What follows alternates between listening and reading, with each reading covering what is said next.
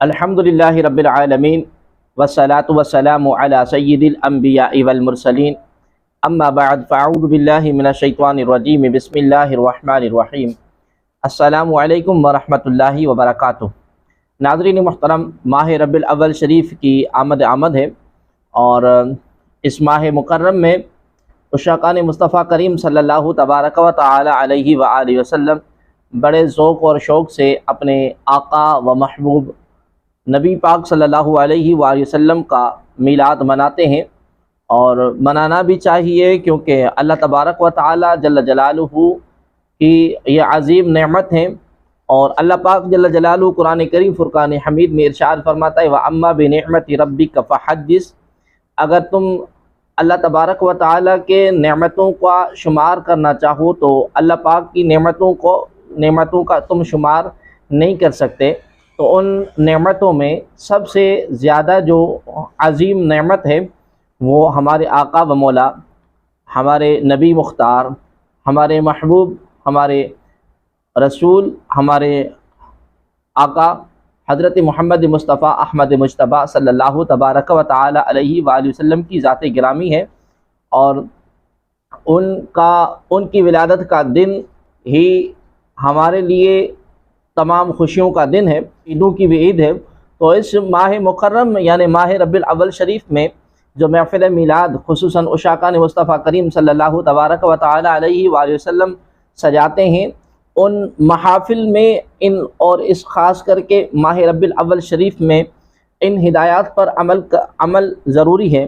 محفل میلاد اور ماہ ربیع الاول میں ہر اس چیز سے بچنا چاہیے جو شریعت سے متصادم ہو، لیکن اس کا یہ ہرگز مطلب نہیں ہے کہ محافل میلاد ہی کو بند کر دیا جائے، بلکہ عقل مندی کا تقاضا یہ ہے کہ جو باتیں ماہ ربیع الاول اور محافل میلاد میں غیر شرعی نظر آئیں ان کو ختم کیا جائے، اور محافل میلاد کو زیادہ سے زیادہ مقامات پر منعقد کیا جائے، جیسا کہ کعبۃ اللہ میں بتوں کے ہونے کی وجہ سے وہاں پر اللہ تبارک و تعالی کی عبادت کو منع نہیں کیا گیا تھا، بلکہ اس برائی یعنی بتوں کو دور کر دیا گیا۔ لہذا اگر کسی جگہ خلاف شرع بات یا کام نظر آئے تو آپ اس کی روک تھام کے لیے مناسب اقدام کریں۔ مثلا کسی جگہ میوزک کے ذریعے محفل نعت سجائی ہو تو اس کو منع کیا جائے، اور اگر ایسا کرنا ناممکن یا مشکل ہو تو وہاں جانے سے گریز کریں۔ نمبر 2، اسی طرح عورتوں کا اتنی آواز سے نعت پڑھنا کہ اجنبی مردوں تک آواز پہنچے یہ منع ہے۔ نمبر 3، عورتوں کی محفل میلاد میں عورتوں کا بلا حجاب بن سنور کر مووی بنوانا، پھر اسے میڈیا پر چلوانا جسے ہر شخص دیکھے اور سنے، سخت منع ہے۔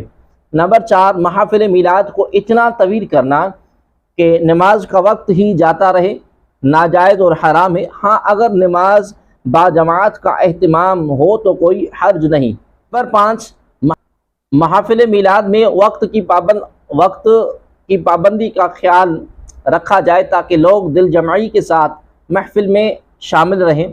نمبر 6، محافل میلاد میں خطاب کے لیے مستند عالم دین کو بلوائیں تاکہ وہ احادیث اور مستند واقعات عوام تک پہنچائیں، نام نہاد اسکالرز کو نہ بلوائیں۔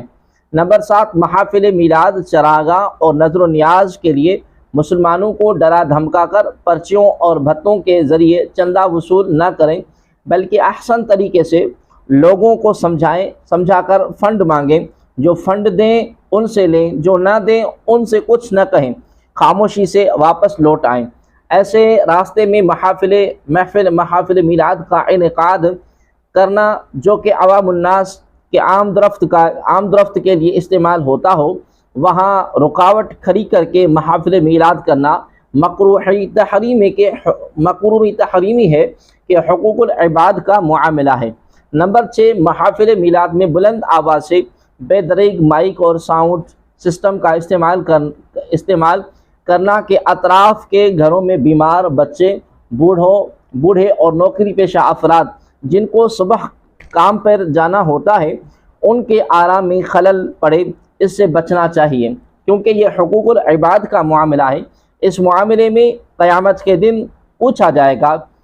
اگر محفل کرنی ہو تو آواز کم سے کم رکھیں اور رات گئے تک جاری نہ رکھیں، وقت پر ختم کریں۔ نمبر 10، محافل میلاد میں باوضو اور اچھے لباس کے ساتھ شرکت کریں۔ نعت شریف اور ذکر مصطفیٰ کریم صلی اللہ تبارک و تعالی علیہ وآلہ وسلم متوجہ ہو کر سنیں۔ ہماری توجہ نہ ہو اور ہم اپنے عمل سے بے امتناعی اور لاپرواہی کا مظاہرہ کر رہے ہوں، یہ مناسب نہیں۔ نمبر 11، نظر و نیاز کا اہتمام کریں، مگر آدھی رقم لٹریچر کی تقسیم پر خرچ کریں۔ 12ویں والے آقا کریم صلی اللہ تبارک و تعالی علیہ وآلہ وسلم کی سیرت پر مبنی رسالے عید میلاد النبی صلی اللہ علیہ وآلہ وسلم کی شرعی حیثیت کے پمفلیٹ اور کتابچہ خوب تقسیم کریں تاکہ لوگ علم کی دولت سے بہرہ مند ہوں۔ نمبر 12، اس مبارک و پرمسرت موقع پر غریب اور نادار طلباء کی امداد کریں۔ کھانے، کپڑے اور ضروریات زندگی کی تقسیم کا اہتمام کریں۔ نمبر 13، غریب بستیاں جس میں یتیم، مسکین، بیوہ، عورتوں اور محتاجوں کی بڑی تعداد رہتی ہیں، ان کی بھرپور مدد کی جائے تاکہ وہ لوگ بھی اس خوشی میں شامل ہو جائیں۔ نمبر 14، جلوس میلاد غیر شرعی امور سے بالکل اجتناب کریں، سنجیدگی کا مظاہرہ کریں، نیاز یا لنگر پھینکنے سے پرہیز کریں، عزت کے ساتھ شرکاء جلوس کے ہاتھوں میں دیں، خواتین کو ہرگز جلوس میں نہ بلائیں۔ نمبر 15، جلوس کے گشت کے دوران نماز کا وقت ہو جائے تو جلوس روک کر با جماعت نماز ادا کریں، پھر آگے بڑھیں۔ نمبر 16، اگر رات شب بیداری کی وجہ سے نماز یا جماعت فوت ہو جانے کا اندیشہ ہو تو شب بیداری نہ کریں اور نماز با جماعت کا خصوصی خیال رکھیں۔ نمبر 17، چراغاں دیکھنے کے لیے بھی خواتین کی آمد و رفت کو روکا جائے تاکہ تماشا نہ بنے اور لوگ اس کو بنیاد بنا کر میلاد منانے والوں پر طعنہ زنی نہ کریں۔ اللہ تبارک و تعالی ہم سب کو صحیح معنوں میں ادب کے ساتھ میلاد منانے کی توفیق عطا فرمائے، آمین ثم آمین۔ صدائیں درود کی آتی رہیں گی جنہیں سن کر دل شاد ہوتا رہے گا۔ خدا اہل سنت کو آباد رکھے، میرے آقا کا میلاد ہوتا رہے گا۔